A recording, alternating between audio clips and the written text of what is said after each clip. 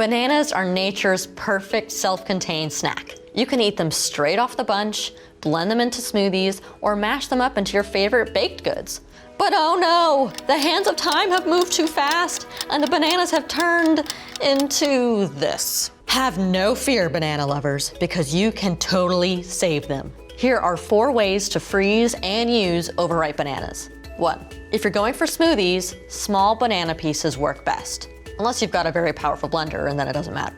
Peel and slice your bananas, then place them in a single layer on a parchment-lined plate or baking sheet, and then stick them in the freezer for about 2 hours. Transfer the frozen banana slices to a resealable bag or container and label it with the date. Pro tip, swap out ice cubes for these frozen banana slices in your next smoothie.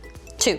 If your recipe calls for mashed bananas but you don't have the time to mash them before freezing, don't fret. You can freeze large chunks or halves in resealable bags to use later. 3.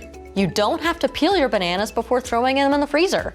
They have their own natural wrapper. Defrost whole, unpeeled bananas on the counter for about an hour before baking, and your bananas will practically mash themselves when you remove the peel.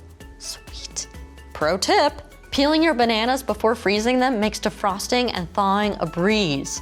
Cool. 4. You can also prep your overripe bananas for the freezer by peeling and mashing them. Scoop the mash into resealable freezer-safe bags and squeeze out the extra air. Lay them flat on their sides and label them with the number of bananas or the cup measurement. Then stick them on in the freezer.